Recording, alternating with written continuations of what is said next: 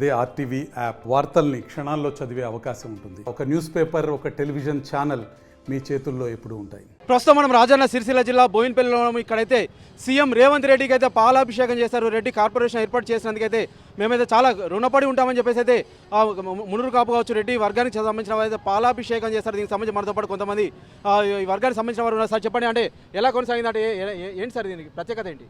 గత 10 సంవత్సరాలుగా రెడ్లలో కూడా వాసంగారెడ్డి కులానికి పేదరికానికి సంబంధం లేదని ఈరోజు అంటే మేము గత 10 సంవత్సరాలుగా రెడ్లలో కూడా పేదలు ఉన్నారని చెప్పి మాకు కూడా కార్పొరేషన్ ఇస్తే సంక్షేమ పథకాలు, ప్రభుత్వ సంక్షేమ పథకాలు అందుతాయనే ఉద్దేశంతో మేము ఉద్యమాలు చేస్తూ ఉన్నాం.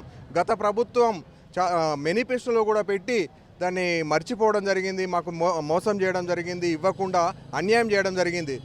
రేవంత్ రెడ్డి గారు మేము 2017లో రెడ్ల మహాగర్జన పేరిట హైదరాబాద్లో పెట్టిన బహిరంగ సభకు ముఖ్య అతిథిగా వచ్చి ఆ రోజే వారు హామీ ఇవ్వడం జరిగింది. మేము ఎప్పుడైతే అధికారంలోకి వస్తామో అప్పుడు ఖచ్చితంగా రెడ్డి కార్పొరేషన్ పేదల కోసం, పేదలకు ప్రభుత్వ సంక్షేమాలు అందించడం కోసం పేదల్లో రెడ్డిలో ఉన్నారని గుర్తించి ఇవ్వడం జరిగింది. ఈరోజు రాష్ట్ర కేబినెట్ ముఖ్యమంత్రి రేవంత్ రెడ్డి గారి ఆధ్వర్యంలో ఉన్న మంత్రివర్గం రెడ్డి కార్పొరేషన్ ఏర్పాటుకు ఆమోదం తెలపడం పట్ల ఖచ్చితంగా రాష్ట్రంలో ఉన్న రెడ్లు ఖచ్చితంగా తనకు రుణపడి ఉంటారు, వారికి మద్దతుగా నిలబడతారని చెప్పి ఈరోజు తెలియజేయడం జరుగుతుంది. ఒకటే రెడ్డిలకి ఎలాంటి స్వావలంబన జరుగుతుంది సార్ దీనివల్ల? ఈరోజు వాస్తవంగా చూసుకుంటే రెడ్లలో కూడా అంటే ఉపాధి అవకాశాలు, అంటే పేదలు, రెడ్లలో ఉన్న పేదలు ఎవరైతే ఉన్నారో, ఎవరికైనా భూములు జాగాలు లేకుండా ఉన్న వాళ్ళు, అంటే చదువుకున్న అంటే డిగ్రీలు చేసినప్పటికీ ఉద్యోగాలు రాని వాళ్ళకు ఏమైందంటే స్వయం ఉపాధి కోసం ఈ ఏదైతే కార్పొరేషన్ పెడతా ఉన్నారో దాని నుంచి వచ్చే ఫండింగ్తోని, సబ్సిడీ రుణాలతోని ఖచ్చితంగా చిన్న చిన్న వ్యాపారాలు చేసుకోవడం కావచ్చు, వ్యవసాయ రంగానికి ట్రాక్టర్లు కొనుక్కోవడం కావచ్చు, ఇంకా తదితరుల వాటితోని ఉపాధి పొందే అవకాశం ఉంటుంది. ఓకే, అంటే గత ప్రభుత్వం నుంచి అయితే మీరైతే ఎన్నిసార్లు ప్రయత్నం చేస్తారంటే ప్రస్తుతం అయితే ఏం చెప్తారు గత ప్రభుత్వానికి ఇప్పుడున్న దానికైతే? మేము అంటే టీఆర్ఎస్ 2014లో తెలంగాణ ఏర్పడినప్పటి నుంచి మేము అడుగుతూ ఉన్నాం.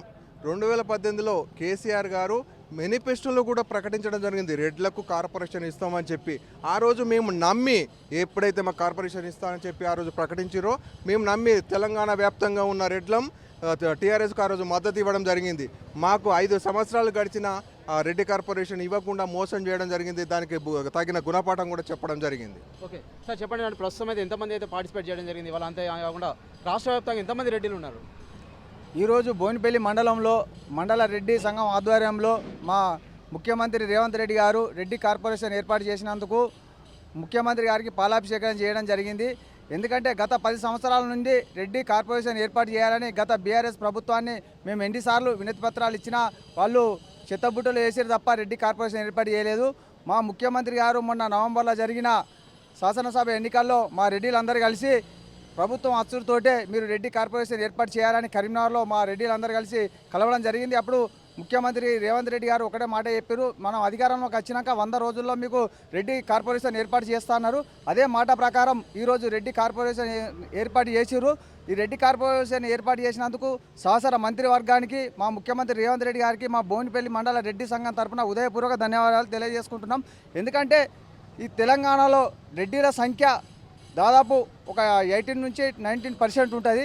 ఇంట్లో కూడా అంటే రెడ్డిలు అంటేనే పూర్తి వేరే ఉంటుంది బయట. వాస్తవంగా రెడ్డిలలో కూడా నిరుపేద రెడ్డిలు ఉన్నారు. ఈ రెడ్డి కార్పొరేషన్ ద్వారా నిరుపేద రెడ్డిలకు న్యాయం జరుగుతుందని మేము కోరుకుంటున్నాం. ఓకే అండి, ప్రస్తుతం మనమైతే చూస్తున్నాము సీఎం రేవంత్ రెడ్డి అయితే 100 రోజుల్లో అయితే మాకైతే రెడ్డి కార్పొరేషన్ అయితే ఏర్పాటు చేస్తామైతే హామీ అయితే ఇవ్వడం జరిగింది. దీనిలో భాగంగా అయితే ఇప్పుడు 100 రోజులు గడవక ముందు అయితే మాకైతే రెడ్డి కార్పొరేషన్ ఏర్పాటు చేయడం జరిగింది.